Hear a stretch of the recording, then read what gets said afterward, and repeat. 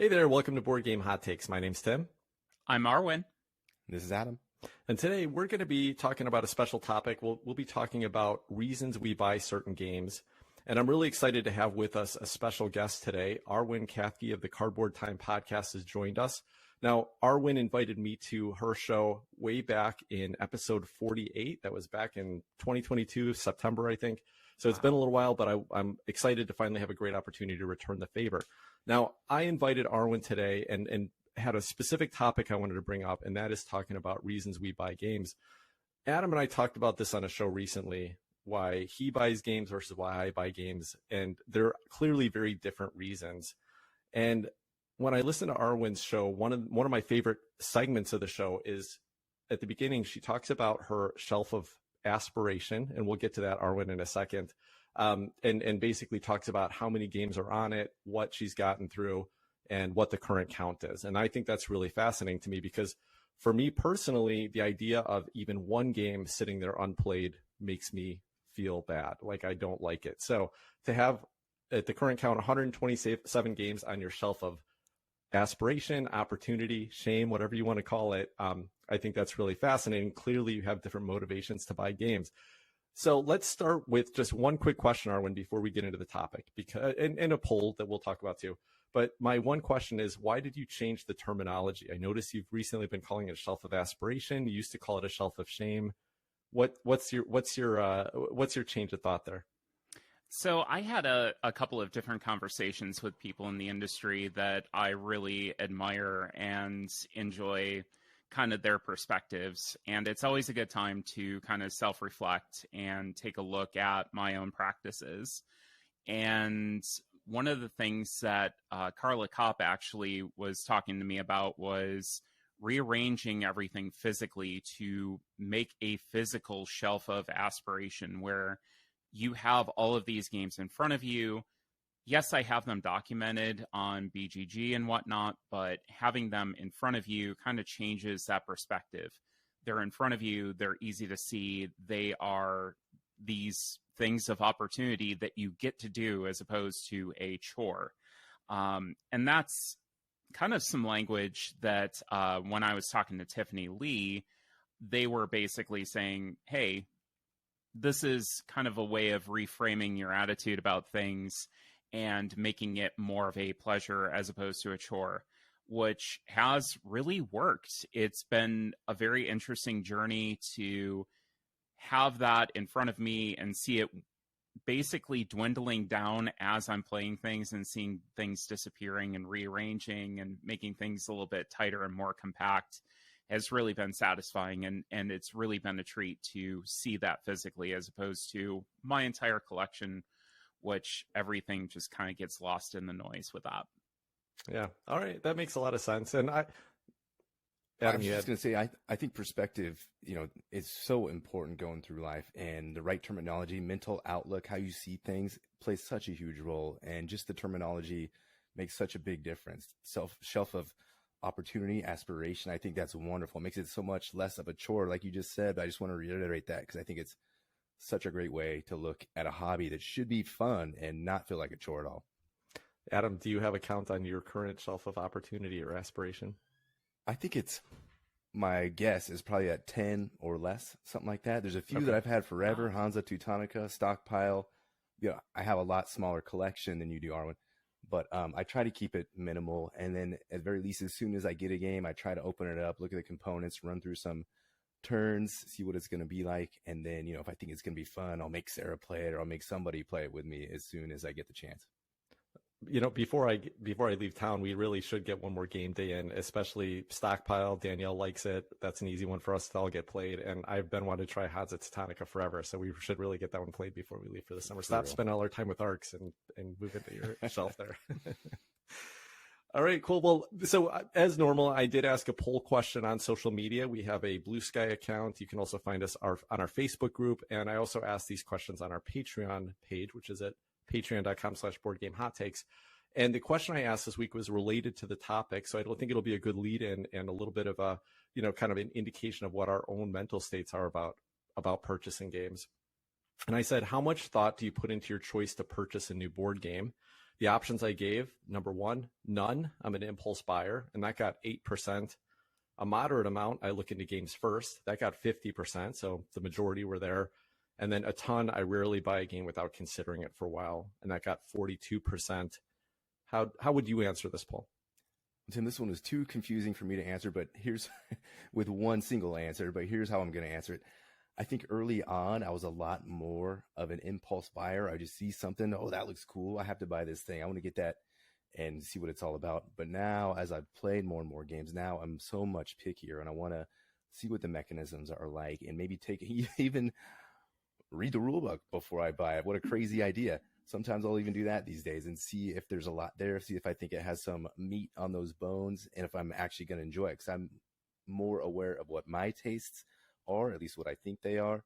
So I'm going to be a lot more picky these days before I just go and buy a game. I'll listen to a few reviews, hear what people are saying about it, what they like about it. I know what reviewers have similar tastes and which ones don't. So all of that goes into purchasing games these days. Yeah, and I think for me, that's a very wise thing to do. It's wise to look at things. It's wise to explore, invest some time into looking at what a game actually is. I started off very similar, where I was very much an impulse buyer, what I could get on sale. Actually, I bought off of weight one time, and that's not the weight of the BGG weight. That was literally the physical weight of the box and how much I could get. It was like price per pound. You know, you get a good thing at the deli, it obviously has to work at the board game counter too, right? It's a good metric, yeah. And that's kind of how I used to buy, but these days I'm much more prepared. I'm much more looking at this as an investment and making sure that this is going to be the right purchase for me. So I'm kind of in between that 2 and 3 category. Yeah, I would say, I'm in the third category, which is I research a ton. I rarely buy a game without considering it. The reality is I rarely buy a game at all. And I'll talk a little bit more about that as we get into this conversation, obviously. And there's some exceptions. There's some reasons why I might buy a game without really researching it.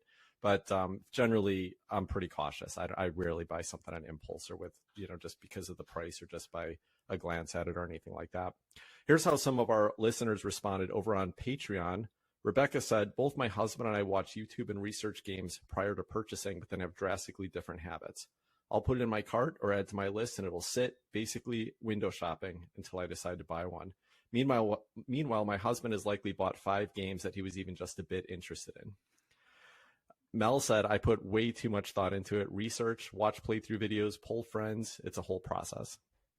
Over on Facebook, Jesse said, if I like the art, a mechanism, and the theme, I'm buying or adding it to my want to trade list on BGG. I like the idea of adding it to a want to trade. I actually do that a decent amount. If there's a game I'm really interested in, every once in a while, I've got an Amazon wish list. And so I'll just if it's on Amazon, I'll go up and throw it up on there. Not that I'm going to buy it from Amazon, but it just gives me one place to I don't know why I don't use BGG. I should probably just do that, add it to a wish list on BGG. But, I'll kind of just put it up there. I think the reason is honestly because my mom, I love you, Mom, but she loves to buy me games for my birthday and Christmas. So that's the one place if I'm not, I'm likely to get a new game just from, her being able to get to it easily. That's a good mom. Yeah, she is. Right. Yeah, she's so special. Gianluca said, first the BGG overview, then a Rodney Smith how to play video, before you play playthrough, and then 5 days of ranting to my friends about this new game I want to get. Then I finally get it. That's, I think you're definitely settled in at that point. That's a good idea. Formula. Over at Blue Sky, Paul said, it's either bang, I want that game, or I don't buy it. If I have to think about it, the answer is no. So that's interesting. I definitely don't go all in. I mean, well, again, I'll talk about that more on my upcoming conversation topic here. And then Adrian said, I would very seldom buy a new game that I haven't done some research or have played when on my own. With my wife present, she only needs to say, why not? I think this is really funny because I do find myself getting caught into a hobby where I could be cautious.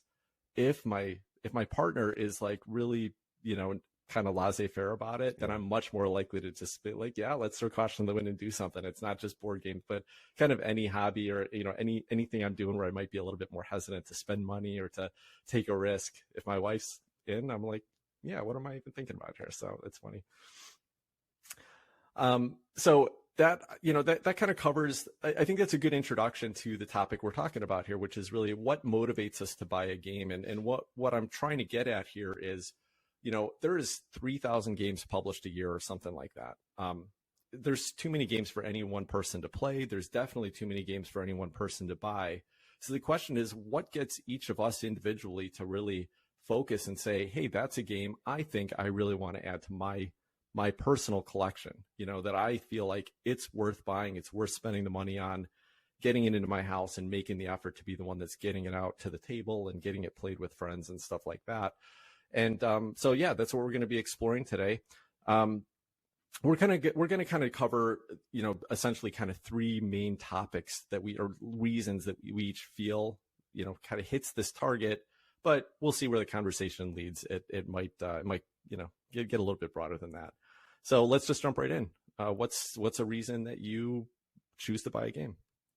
Well, Tim, this was a fun list to think about and fun list to put together. So I have like you said, the three main reasons why I buy a game, at least why I hope I buy games. And then I have some of the bad reasons or reasons in the past that I've bought games kind of at the end. So I'll throw some of those out there later on. But the number one reason why I buy a game or hope, that the game works out this way is because the interactive puzzle it creates between myself and others playing the game with me.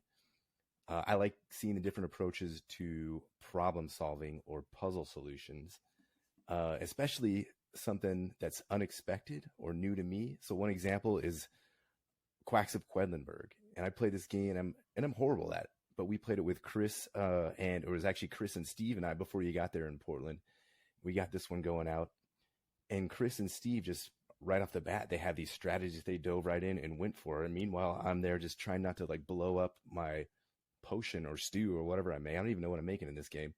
And while they are just keep drawing shits, and they're, they keep filling these things. They have like 1 billion points by the end of the whole thing. And I'm just sitting there trying to figure out how they're doing it. I like that. I like not being able to figure this thing out and watching other people excel at it and trying to figure out, well, shoot, how are they doing this? I know I can do this better.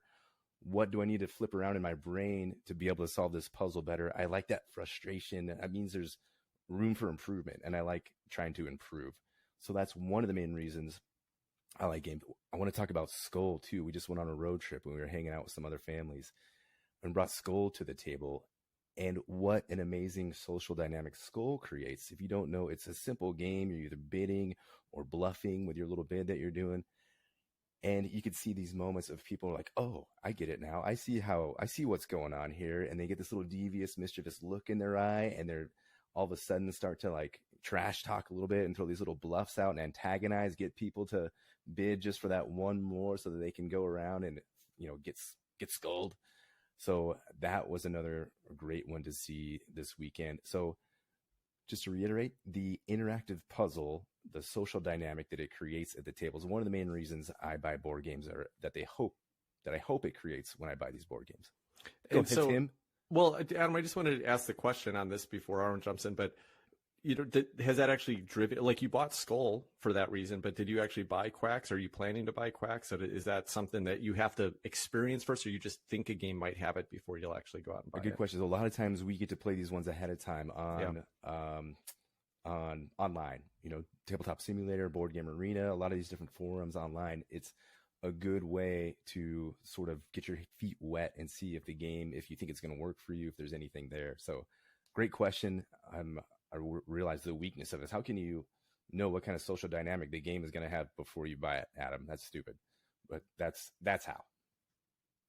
I think that's one of the reasons that we really play board games, isn't it? Is to have those social interactions to begin with, as opposed to, maybe playing something more like a video game where you're just kind of in front of a screen in front of somebody else and not really having that person-to-person dynamic. I do think that is a very interesting way of getting to see what a person's like and how they think. Absolutely. Well, it might be the reason you both play board games, but I like to just sit there and do my own. No, I'm just kidding. I actually do. I used to be much more of a solo, I'm into just let me focus on my own strategy, but I totally agree with you now. I think the most fun, and I've talked about this in the past, I've definitely evolved here, where the most fun comes from games that give you interaction. I think there's actually some truth to that. I think it's a great point that when I'm looking at a game and how it plays, if I don't see that interaction, if I don't see fun around the table coming, I'm much less likely to try it, to even want to play it, and definitely to buy it at that point. So that's a great call out. Thank you. Well, this was a interesting topic for me as well, because I think it touches on some of the points I make on my podcast often. And really, the big thing that really stuck out to me, and this was my number one, really diving deep into the subject and trying to analyze why I buy games and why I do what I do. Really, the primary reason that I pick up something is that it has an easy teach, yet a strong decision space. So I wind up being the primary teacher. I'm the one that goes and learns games and then has to convey that information to somebody else. So if I have to disseminate a 45-minute rule book down to somebody that has no idea what they're doing, it gets a little bit tedious sometimes. So one of the examples that I kind of came up with that I saw lately was a game called Wine Cellar, and this was recently on Kickstarter. And it's a clever little auction game with some set collection mechanics. And it's very, very easy to explain when you lay out the cards out. You point out what everything does. Everything is laid out extremely well, so that it's very intuitive. But to see everybody's gears turning, and something that Adam brought up, that thought process, am I going to go for more of the set collection elements in what the vintage of the wine is or the region that it came from, or am I going to go into more of, how much it's aged? Those are all decisions that I love to see how people handle that and the decisions that they make as well. But it was such an easy teach. Andrew Stiles, the designer, actually taught it to us, but I could explain with a box right in front of me. Within 5 minutes, I could have all of us up and playing, really easily. So that was a great example. I think Seaside is another great example. That's one that recently came out as well. Just a bag of tokens, and they're very intuitive as far as what they do. And that is something that also helps that teaching process, is when the iconography and how the systems are going to relate to each other really kind of interact. So you have birds that are eating insects and so on and so forth. That also does help. And I love games that do that extremely well. They wind up hitting the table very often, and I'm able to spread my love of the hobby with other people that way. Yeah, that's awesome. I think that's one of the keys, right? Is like, if a game, it's a motivation for me, and I'll talk a little bit more about that again when it comes to my topic. But if a game is easier to get to the table, to get in front of more people, I'm more likely to buy it, because I don't want to buy something that won't get played. And I think, approachability of a game is really key to that. It makes it easier. It's not like every game has to be approachable, but it definitely makes it easier. And I would suspect, Arwen, it really makes it easier for you, because you have over 800 games, which means that you can't possibly retain all of the rules of heavier games like that. So those lighter ones have got to be a little bit easier to get back out. Yeah, I never retain any of that information. It's always going back in the rule book. And if something like Wine Cellar comes up, I retain most of it. Just check up on a couple of points. I'm great.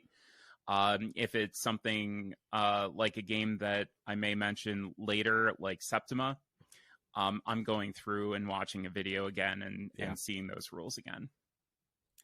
This is something that's been more and more important to me as I've been in the hobby longer, to a great rule book, an easy teach, an easy way to disseminate the information, to get the game out in front of people so everybody understands it and gets what's going on. And you can just get into playing the game, not waste time being like, what does this mean? What does this mean? What am I doing here?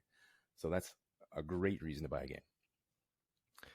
Well, my number one reason, and I think you guys are going to have much more interesting lists to me, because I just don't buy that many games, to be honest. I have about 80 games right now, and I'm in a unique situation right now where I've lived in a different home for 2 months, and I brought 5 games with me, and I think 3 of them have gotten played. And it's made me kind of reassess, like, why do I have 80 games sitting at home? So I'm literally making a list in my head of probably 30 to 40% of those at least, I should probably just move out of my collection at this point, which means I have to, with that mindset, I have to be really cautious about when and why I would buy a game.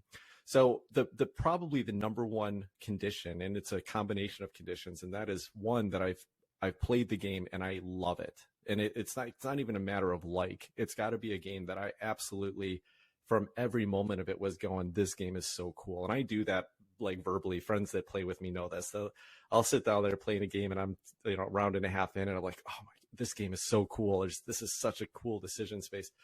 And if I'm doing that the whole time, then I know that I'm in love with this game and I can't wait to explore it more. Tim, you do that for every game, though. You do that for every game. Do I? Okay. Yeah. Well, some of them stick with me, some of them don't. But I'll give you a great example. Like I was thinking of, so Nucleum and Apiary were two games recently that I acquired. Two of the only games that I acquired in the last 6 months, probably.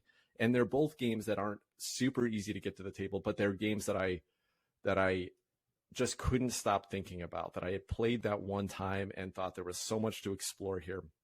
Now, I didn't give the second condition to my reason, though. It's not just that the game has to be one I love, but I'll get to that in a second. The alternative is a game like Djinn, which I really liked. It's a really cool Euro game, but I knew that one, although I had fun playing it and I'd be happy to play it again, I was like, I didn't love it, right? It's like there's a difference between a game that I think is really cool, it's really well done, I have fun playing it, versus a game that just gets my like whole brain and heart just thumping and reminds me why I love this hobby. So the first condition is it has to be a game I love. The second condition has to be it's a game that I know I can get played, or at least I believe strongly that I can get played with people, meaning there's a group, and I'm lucky to have a few groups that have different tastes in games, but there's a group that I think will play this with me.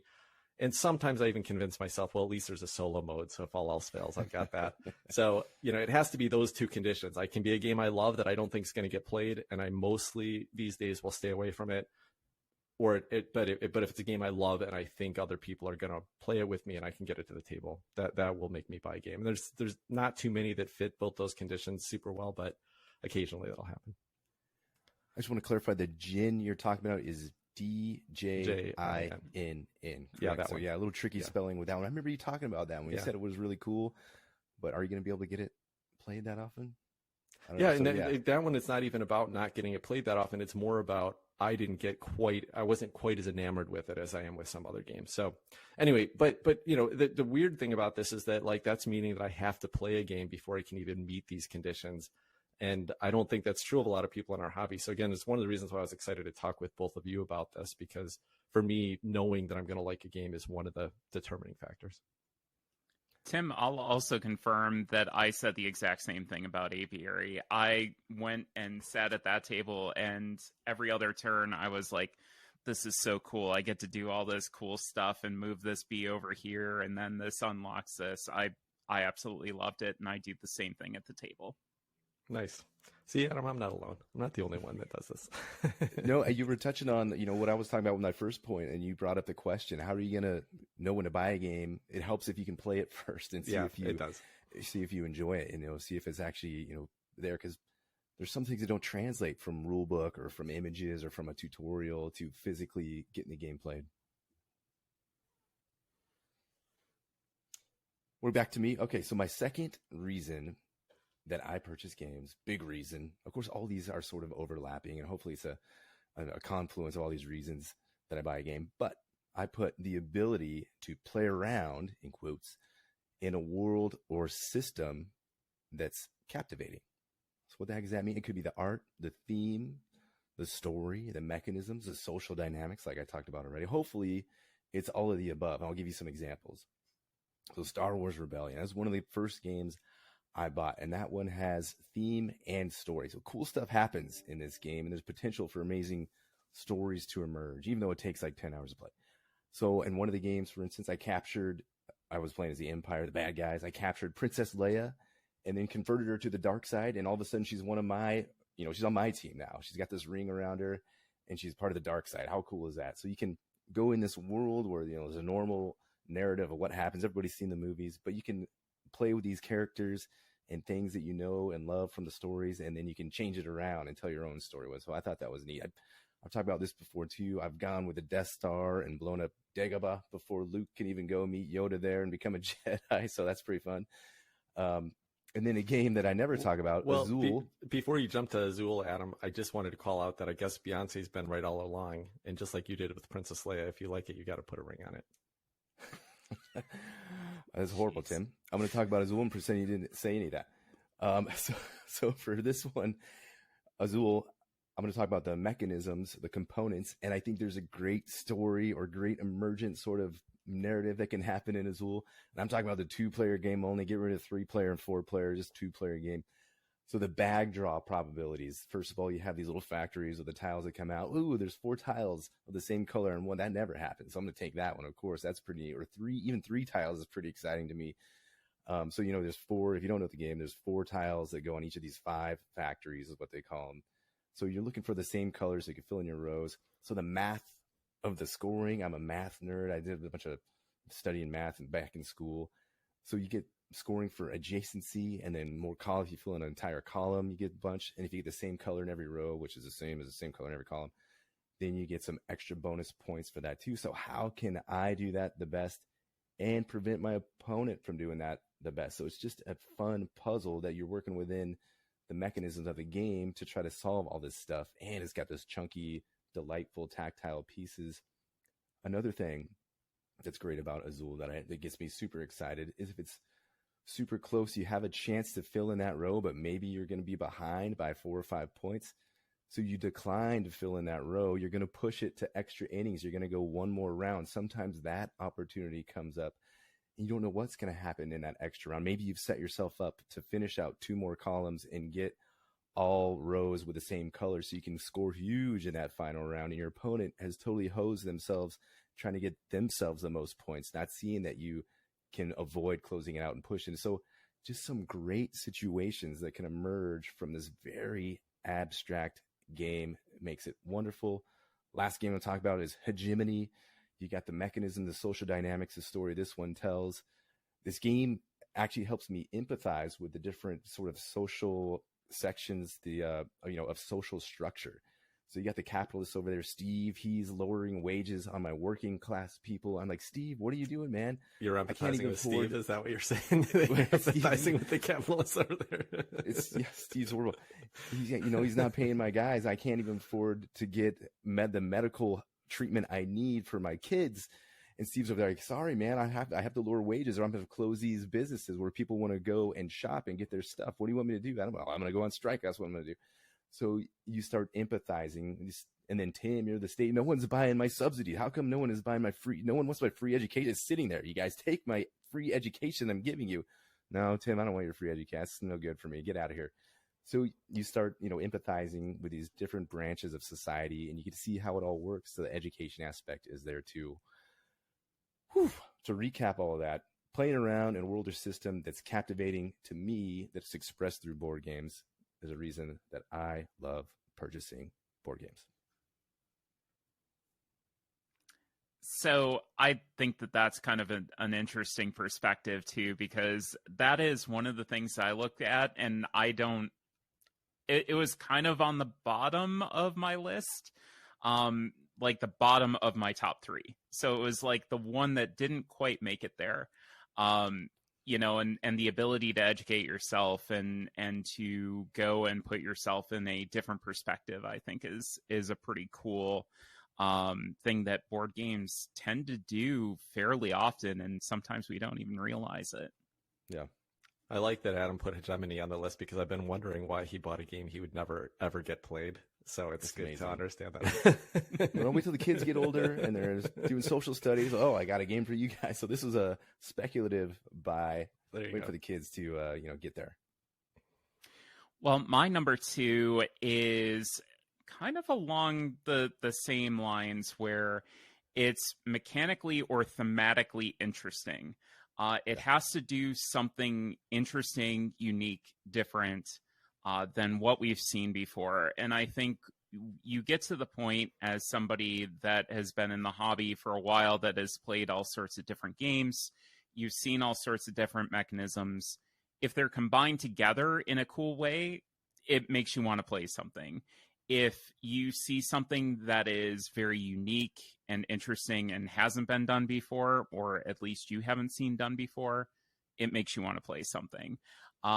So I think one of the biggest examples of that for me was a game called Zulkin. I know y'all have talked about it before, but seeing those gears and having that worker placement mechanism that just goes around and around, and how long do you want to let your worker float on that gear before you pull them off, and how big of a reward do you want to get, and how big of a reward can you afford to wait to get. I think those are all fun decisions and very unique decisions that game does that is just very, very interesting. From a thematic standpoint, I recently played Nicaea from Amabel Holland, which was a very unique, interesting game. And mechanically, it did some very weird stuff. And it had a very unique, I keep saying unique, but very different setup where I think a lot of fresh players would look at that and say, why am I dealing with fractions on this board? And there's a reason. You get into it, it's fine. But the fact that it's just kind of poking at fun at religion and, you know, having that interesting, unique take that Amabel does, those are games that really appeal to me as well, because they are dealing with different topics. Doubt is Our Product is another one that is very unique and interesting, from the fact that you're playing asymmetric games. You're dealing with the tobacco industry in the late 20th century, and it pains me to say that because that was when I grew up, and it was unfortunate seeing that language and realizing that I was a child of the 80s, and that included me. But it's really something that really does attract me to games, is something that's going to be different, that's going to be unique, and is going to be an experience I haven't had before. Yeah, that's awesome. That's a perfectly wonderful reason to want to kind of look at a game, and that's kind of the way I take it, is like those make me want to try them, but they don't necessarily drive me to buy them. But that's just a different habit, I think. But I think that's a great reason to go after and check out something, just because it's doing something that you've never seen done before. Arwen, what was the name of the first Amabel Holland game? Nicaea? Nicaea. Nicaea. How do you spell that? Nicaea. It's about the Council of Nicaea or Nicaea. I love that as soon as he said there's fractions in it, Adam immediately his eyes lit up, and he's just like, I gotta check that one out. There's fractions on this board. It's very if you're a big fan of religion, it might not be up your alley. But Amabel's got a very different sense of humor that I really happen to appreciate, and she puts out some really cool stuff. You know what we really need to see in a board game is that we see a lot of asymmetric factions, but what we haven't seen is a lot of asymmetric fractions yet. Ooh. Oh my gosh, Tim, you're on fire today. Good one. Well, it's funny because what your topic actually leads you into mine, and it's almost exactly the opposite. And that is that, you know, you're willing to buy a game, or you're interested in buying a game because it's completely unique, and something that will drive me to buy a game is when it is the best version of something we've seen many times before.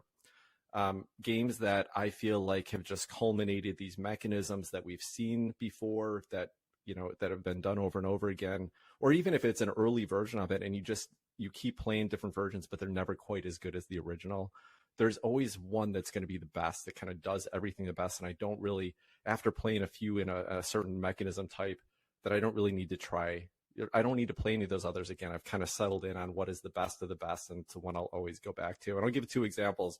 Number one is the Darwin's Journey.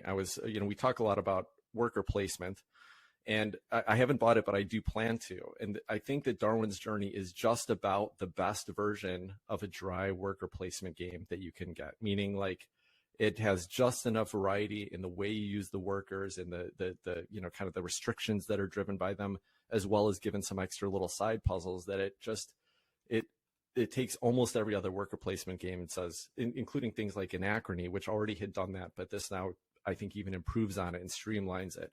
And I think it just does it better. And so that's Darwin's Journey is a great example there. And then another, which is also in the same mechanism set, but I think still, is another perfect game that was a forerunner, and that is Agricola. And Agricola is a worker placement. Agricola is a worker placement game that just has never been done quite as well. And so, I think there's room in the worker placement space for a couple in your collection that do that. But these two, one is just taken everything that's been done before, does nothing original, but it's just made it into like a final version. And then the other one was an early version, and just nothing's kind of quite hit the magic that works with those accumulation spaces and the occupation cards that you're playing with. And so those two games, Agricola's in my collection. Darwin's Journey probably will be soon, because they just do it so perfectly, and it kind of rules out, like, I don't need any other worker placement games in my collection with these guys. Yeah, Tim, I think the idea of the quintessential game of a certain genre, I think that's a great idea, a great reason to purchase a board game. Can't argue with that one. But the games you picked, some debate. Well, it's all subjective here, of course, but yeah. It also helps you kind of keep that shelf space that you need very tight and compact, because you're just keeping that best version to you on the shelf, and you're just making space for that. And then everything else is, well, I don't need this anymore. That's part of what's driven it for me, is that oftentimes I would I'd pick up another game that was similar to other games, and I'd be like, but I kind of just want to be playing this other one, because it's, it just, even if they're not exactly the same, it just does everything. It feels a little bit better to me. And so then often I would find that the one version, kind of the lesser version, sitting on my shelf and never getting played over another one. So if I can settle in on a few games with, all of the major mechanisms, then I've kind of got the perfect collection, I think. My third topic for why I buy a game is almost exactly what you just said, Arwen. The game is unique or offers something novel. I think that's a fantastic reason to purchase a game. So the ones that I have picked as examples for this are Brian Boru. It's unique to me, at least. I've heard tales of, and maybe other people know of, a game back in the day that had some sort of pseudo trick taking with area control and mini games for points. And then I also put Arcs, which has pseudo trick taking with area control and mini games for points. Not really, though. Arcs, I think, is very uniquely different from Brian Boru. We've been talking about a lot. Everybody's been talking about Arcs lately. You got the combat dice, which are really cool to me. One roll to solve all rolls. You don't need to do thousands of rolls. They figured out how to do it with just one. And then that fight to declare what's going to be worth points, and then actually being able to maintain and earn those points throughout the round. I think that's incredibly novel. I have Turing Machine here. It's just this weird logic puzzle game where you're trying to figure out what numbers are the right numbers to pick with these different little smiley computers and stuff. And then you get this physical little thing like an old school computer, and it gives you a check or an X. I think that's pretty fascinating. And then I listed Fossilis here too, a game we haven't talked about for a while. You stacking up these square chunky tiles and kind of digging through them, and then you grab your little tweezers, operation style. There's no buzzers or anything. I wish there was something. If you didn't pull it out right, it would break the bone and you'd be negative points. Why'd you not take more care trying to extract the fossil, you bonehead?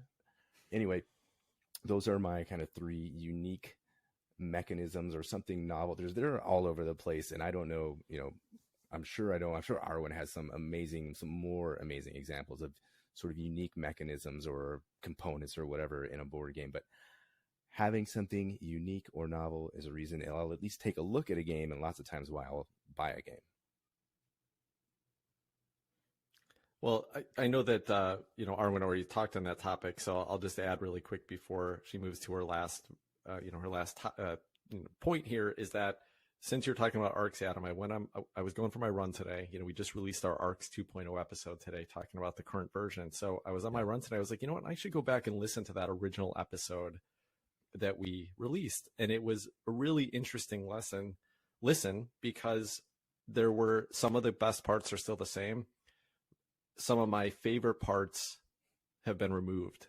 And some of the things that I can tell have made me feel bad about the current version were things that I personally enjoyed in the original version, but I could see people who care, who feel, like don't like the idea of, kind of luck or, how situations evolve. could be turned off by it. So they like to have that control. And I think Cole Wehrle's designs tend to lean towards that. Like you're taking control, you're making moves that are going to really impact the board state and things like that. And so it's interesting how the game, I think, evolved in some ways in a positive. I think obviously it's more refined and stuff, but in some ways it evolved in a way that made me personally enjoy it a little bit less than the old prototype, but probably made a lot of other people really happy with it. Now I want to go back and listen to that and see what we said. I have no clue what we said about that prototype version that we played. Also disappointed to see that. I felt like my old insights were much smarter then. So I don't know what's happened to me. I think I'm getting dumber as the years go on. So sorry about that, everybody who's still listening. Well, my number 3 is probably going to be different from both of you because I do have a special consideration that I usually have to take into account, and that is a game that is color vision friendly. I do suffer from color blindness, and it's a very interesting form of it because it's kind of that red-green, but also there's purples involved and there's blues, and I just don't know. We haven't been able to figure out exactly what it is, and I think that it's kind of a unique thing in human nature that people who are colorblind don't necessarily always have it the same. They have, different forms and, little nuances to it as well. So, games that don't kind of adhere to that color vision friendliness are games, that I might want to play. But if I can't either play them out of the box or make accommodations for them, they're really a no-go. And that is one of the things that's really driven my research and, trying to figure out, is this going to be a game that's going to be for me ahead of time? Like we talked about at the top of the show, it really does help drive that behavior as well, because I have to go and do that extra research. I think there's certain publishers that do a better job of it than others. One is Flatout Games that for the most part does a fantastic job of double coding, making sure that there's a symbol associated with the color as well that you can use as a backup. Cascadia is like a really fantastic example of that. I have no problems playing that game whatsoever and really, really enjoy that. But yeah, that's always a consideration, and I've been locked out of certain games. I've been excited about others. Actually, I think Sagrada. Sagrada was a game that I could not play for years and years and years, and then the legacy version called Artisans came out, and I immediately purchased it because they actually made accommodations to make it more color vision accessible. That's such a cool call out, Arwen. And so I think you've collaborated a little bit with Brian Chandler from Colorblind Games, right? And Brian's been a friend of the show for a long time. And, I've listened to your show. I've listened to his, conversations on a couple different channels and stuff. And even Jamie from the Secret Cabal deals with colorblindness. And it's such a reminder sometimes about, how easy I have things where I can sit down and just like play any game. Or it's not true, because I'll talk about an example where we can't, but how it's so much easier. And so when you are sitting down to play a game and you just can't actually, like, it's work to actually try to play it. And that's so frustrating. And it's so important for publishers to pay attention to that. I've started to catch some of the signs just listening to some of those conversations, especially about like double coding, where I'm starting to recognize where publishers are working at it. Whether they get it right or wrong, it's hard for me to judge, but it's great that there is definitely a lot more attention being paid, and it makes a lot of sense. It's funny, like I felt it only, because likely I don't have to deal with color blindness, but I'm getting older, and I am starting to deal with my vision fading a little bit, which I think also has an impact.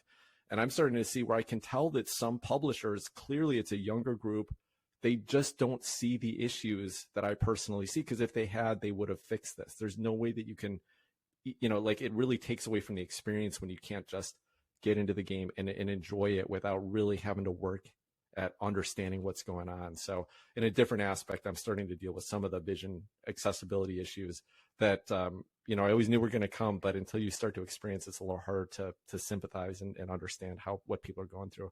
That's a great call out. So yeah, makes perfect sense why you would choose that. Couldn't agree more. This is a big thing in aviation too, the double encoding, triple encoding, where you have not only color and symbol, but also a texture, maybe sometimes at night, or if there's, smoke, you want to be able to feel, you should be able to, know what it is by feel as well. So Arwen, are you seeing this happen more and more in games, or maybe some of the more experienced publishers are doing this, maybe newer ones are just kind of like clueless about it, or what's your sense on development lately? I do feel like more and more we are seeing more attention being paid to it. There are some publishers that have taken advice and have listened to reviews and people who have said, listen, I can't play this game. So I can't give it a fair assessment because I can't physically get it to the table. I don't know how I'm going to overcome this barrier. So I feel like a lot of publishers are starting to clue into that. There were some publishers, which I won't name personally, that I've had conversations with and continue to ignore the problem. And I just don't buy their games. So, that's kind of the trade-off, is if you don't want to make those accommodations for people who are, really a sixth of the board gaming population, you're probably not going to get their business.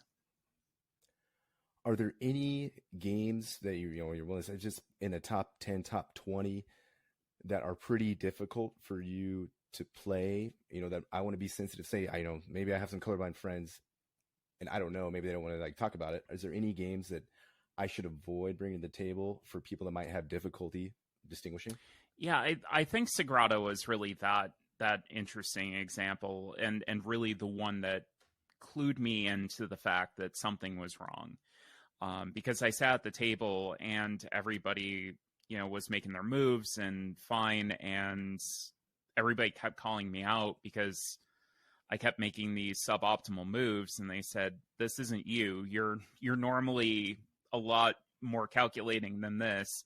And I was seeing the blue and the purple cubes basically, being the same. And, I think that's one that was really a good example of that.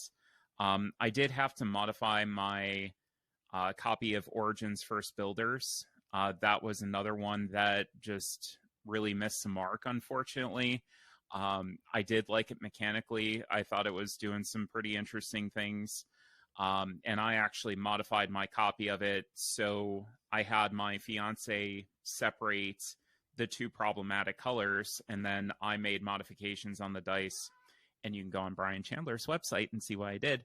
But you can actually, color in the pips on the dice and on the little dials as well to make that more accessible for people. And did you know you were colorblind before you played Sagrada, or was that kind of the discovery?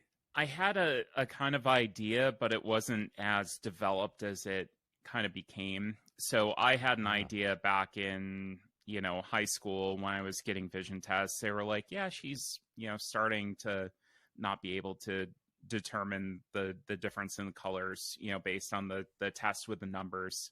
I can't exactly remember what the name of that is, but yeah, that was something that I was kind of clued in, but it didn't really affect my life all that much until I really started getting hardcore into the hobby and then seeing these issues pop up. Interesting.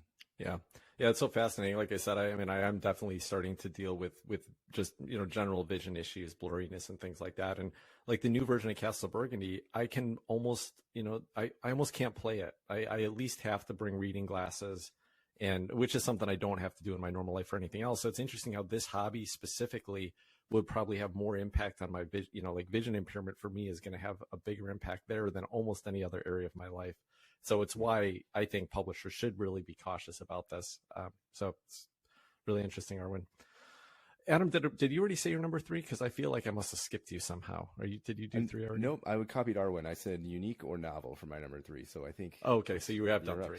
Okay, yeah. Right on. All right. Well, my number 3 was So there is a lot of games that I'm interested in trying or intrigued by, but I would never buy unless if they're at a deep discount. So these are games that are just cheap. But I know, I mean, like, I'm not going to buy, like, I don't buy cheap games if I don't think they're going to be good, because I don't want to put the effort into learning them. But if they're a game that I've either like maybe heard or read a review on that I was like, oh, that sounds kind of cool. Or, you know, it's a game that I really wanted to try but haven't had a chance to because a friend owns it or something. If it's like 50% off, I will pick it up, because then I treat it like a rental. I know that I can just resell it. If I don't like it, I can just resell it and just make my money back on it. And I think that's a great way to explore games. I'm really fortunate. I've got a couple of gaming groups that they buy, a couple of friends that just, they buy every game that comes out. So really, for the most part, if there's a game I want to get played, somebody I know probably owns it, and I can probably get them to pull it into a game night. But there are occasionally games where, you know, it just hasn't come up. And there's two places that I find this. One is secondhand. There's a local sellers group that happens once a month at the Silver Key Lounge, and I think it's Mesa, Arizona. But basically, it's a local gaming cafe that does where people can just come in and sell their games on a Saturday morning. And that's a great place for me to just like look through and say, oh, that's a game I wanted to check out. Oh, it's $20. Great. That's, you know, half price what I would pay. And I bet I could just resell it here next month if I want to. Or like the Game Nerd sale, which is coming up I think in August. And I love that every year because I'll buy like 15 games that I want to check out. They're newer games. And I get a chance to get them home, like open the package, read the rule books, play with the components. And probably 60% of them just immediately go on the trade pile after I do one, you know, learning play or try one time. But there's a few that have stuck around that I just, you know, I probably wouldn't have bought otherwise, except I got to try them cheap. And it gives me a chance to just kind of explore. I love exploring new games. I just don't like owning a lot of games. So it gives me the opportunity to explore games at low risk or no risk. So for me, that's another reason that I'll buy games. And probably the only time I'll buy games almost that I haven't played before, it's if they're so cheap that I can basically resell them and not feel like I, you know, wasted any money. So it's an interesting modification to my normal try before you buy strategy, because you're technically buying them, but in reality, you're not really, because you're able to resell them fairly quickly. So that's kind of a cool take. Yeah, a couple of great examples. Like one day I went to the seller's market to sell my own games. And the fun thing about going there as a seller is that you go there, you have to be there like 45 minutes before the market opens. But that means you get the first shot to walk around and see who's got other stuff for sale and potentially buy it. And the guy at a table right next to me, he had Teotihuacan and Taiwan Suyu up for sale, $20 each. Both of them were unpunched. He'd opened them, but he hadn't punched any of the components. They were basically brand new games. And I knew I liked Teotihuacan, but I wanted to play it a little bit more. I wouldn't have bought it otherwise. And then I wanted to try Taiwan Suyu really bad. So I bought them both, learned and you know, taught myself Taiwan Suyu, and I knew that it wasn't a game for me. So I sold it again at the next seller's market for $20. Teotihuacan's still in my collection, and I bought an expansion for it, and I've gotten several plays of it. So it was worth it for me to get a chance to explore it more. Adam again is going to be like, why are you picking these choices, Tim? These are the worst games. but it's been really, you know, it's a really fun way, I think, to explore the hobby. Because the cool thing about this hobby, I mean, not cool for publishers, but there's so many games getting purchased, and so many people are just like have this FOMO to buy all the new stuff, and they're not getting them played. And so people are constantly selling secondhand games. So you really can be in this hobby and not spend a ton of money to just, you know, if there's a game you really want to check out, as long as it's still somewhat in print, you probably can get it at a bargain if you just look in the right places or wait long enough. Tim, that's a great way to do it. It's kind of fortunate that you have that little marketplace right there around you. I know there's some around here. If I looked a little harder, I should start participating in something like that, because that's a cool way to recycle your games or get them out there, reduce your collection if you're looking to do that. All right. Well, I have a bunch of other little topics, not super main, but these are just other reasons why I bought a game. So I'm going to make this into a little game. If you guys want to play, that's fine. If you don't want to play, I'm used to playing by myself. It's all right. So I heard it was a good game, and I figured, why the heck not? So some of the games that I purchased, like Wormholes, I still have that. I haven't even played that one yet. One Dead Galaxy, Tim. Paperback Tales, is that what it is? Paperback Tim? Adventures. Paperback Adventures, Tim. All these games Tim is so excited about. I try them, and sometimes they don't work for me. Well, those are both kind of solo ones, so I couldn't do it. Have you guys ever heard it was good and figured why the heck not? All the time. 800 games worth. Yeah, exactly. That is way more common than I'd like to admit, and it's gotten better. I did that recently in kind of a combo of, Tim and Adam's, kind of statements. I bought Horseless Carriage for $50, and it was like, that is too good of a sale to pass up, and I heard it's awesome. Have you played it yet? Absolutely not. I punched it. That was it. Yeah. Well, hopefully the good news is that you'll be able to resell it for $50 if you don't end up liking it, if you ever get it played. Yeah, exactly. At that point. Tim? Well, not really. I mean, not anymore anyway. My habits I'm definitely much more cautious than I used to be. But again, that whole list of, when it's like sale, that's when I'll pick those up. So like if there are games, here's a great example. Black Angel, I think it's called, but it's like the Twa remake, the sci-fi one. That was so there's a Half Price Books by me, and Half Price Books basically sells overstock stuff. So sometimes you'll get a couple games really cheap there that they just, but generally overstock games aren't that great anyway. So most likely you're not going to get a great game, but they also will buy pre-owned stuff and sell it. And it's usually not a great value, but if it's been sitting on their shelf for a couple months, then they'll just like knock it way down. So I picked up Black Angel for $20 because I'd heard it was a great game. And it's another good example of where I put it on the table, learned it, and said, this is more convoluted than I'm going to get fun out of this. So I'm happy to move it on. I want to try Twa still, because that's probably the better version of it. All right. Another reason I bought a game before is it had a theme that it could be a girlfriend or boyfriend or spouse or partner thought that was super cool, and you thought you could play it with them, and then you bought it. So if this is a girlfriend and it's a Kickstarter game, this could be a dangerous one. You might not be together anymore by the time the Kickstarter delivers, right? So have you guys ever done this one? What's an example of a game that you bought thinking that your partner would, or your current partner might be into? Previous partner. They Live is a game I have. It's the horror theme kind of. You put on the glasses and you see the alien. It's actually a pretty fun game. It's a co-op game. I thought we'd be able to play that one together, but you need like at least 3 people to play it. So I was right there, kind of shot myself in the foot right away. But that's one of them. You were just going to keep making kids until that worked out. Exactly. Arwen, have you ever done that? Have you ever bought a game because you thought that it would hit with your partner? Of course. Yeah, my fiance was just suggesting another game to me tonight to pick up that is we won't talk about that. But Harvest Hoppers was one that she actually picked up for me because it had frogs in it, and she was like, I bet Arwen's going to like this. I think a couple of them have come up recently that she will, pick up, like, just kind of cutesy games. And I do like to do some research first. So I'm like, okay, this is good. She wanted me to pick up Seaside after we played it. So that's going to be one that I pick up. But that is kind of a side criteria, is the fact that it does have to get to the table, and we are together more often than I'm together with anybody else. Yeah. So if it's going to appeal to her, then I will probably get it out to the table. Yeah, I mean, I mentioned that in my first, my first topic was that it had to be something I thought could get played. And so that's often my consideration is like, is my wife going to like this? Because we do play games regularly, but she's pretty fickle. Like, she doesn't like, there's a lot of games that she just doesn't like. I'm not very good at judging. So what I found, and this was going to be my number 4, this would have been my number 4 reason, but it's at a game that she's played and said, yeah, I like that game. Mm-hmm. She doesn't have to love it. All she has to say is like, I enjoyed that game, and it means that I know at least I'll get some more plays of it. So that is definitely a reason that I bought games. I did buy Sky Team recently, which I think is just a fantastic 2-player game.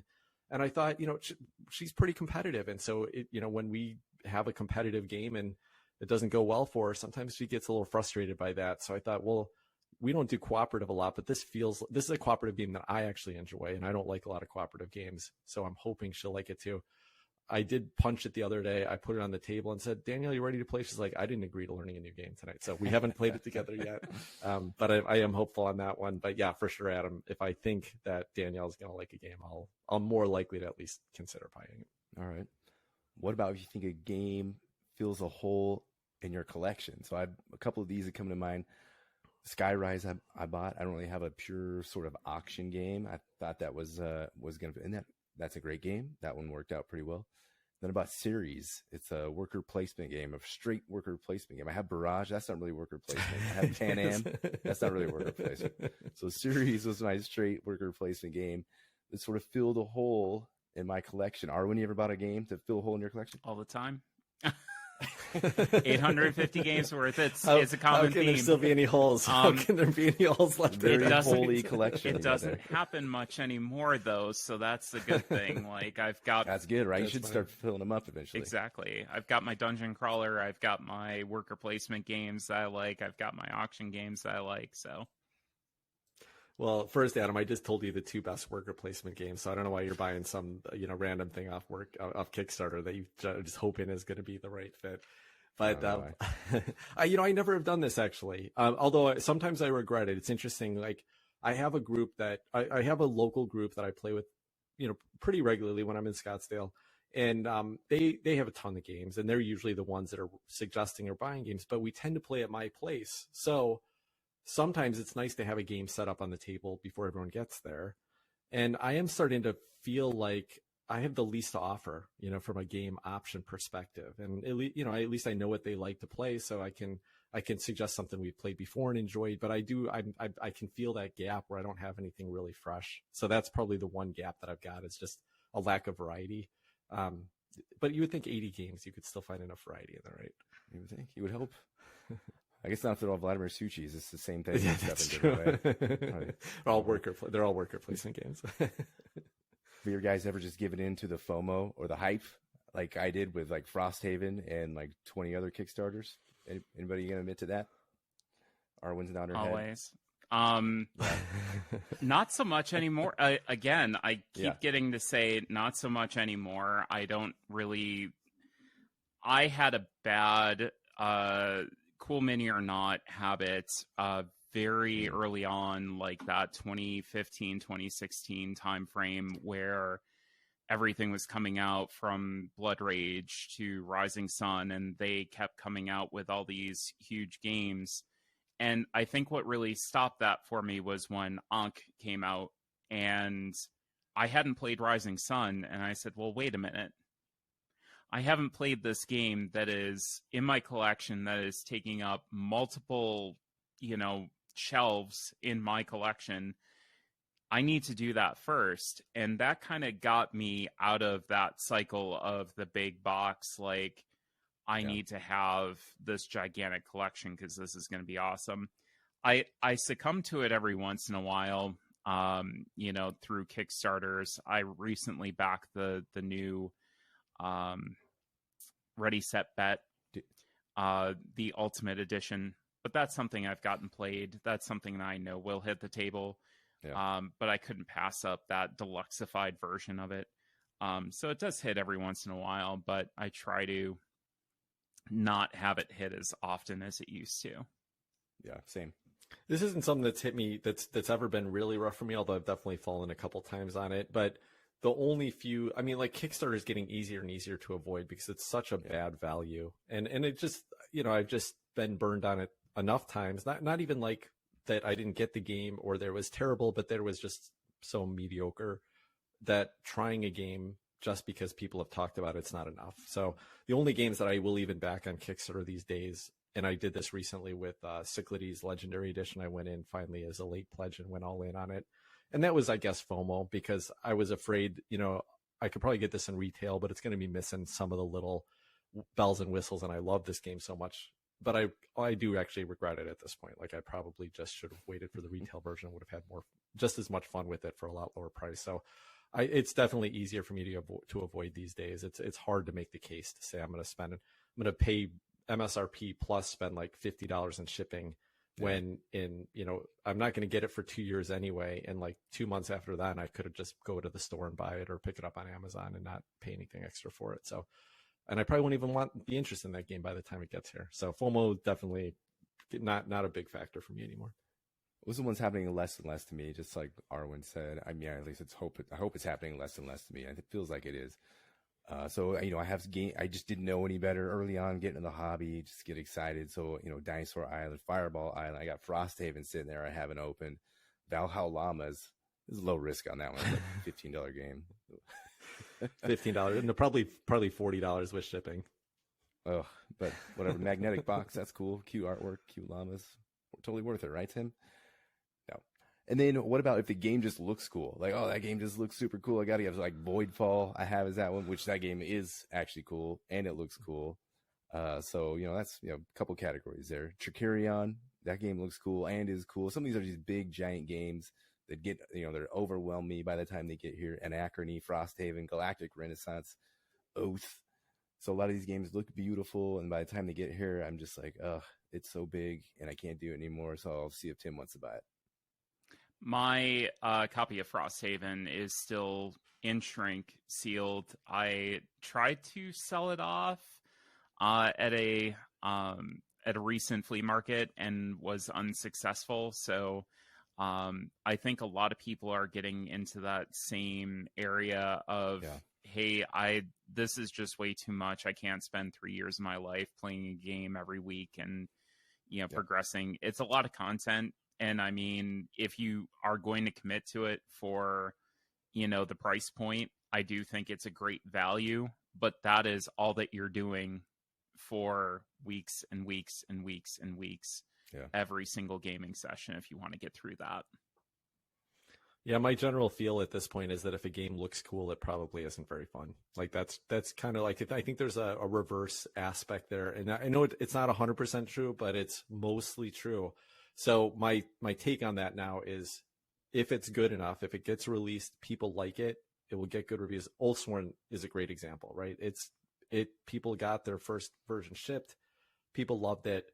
Okay, now I'll look into this. I'll explore it. If it's good enough, it's going to get republished. So FOMO and just buying something on look is just not enough. I got to get it played. Even Voidfall, I'm so glad. I never would have backed that. Maybe I would have at the time. There's no way today I would back Voidfall. Yeah.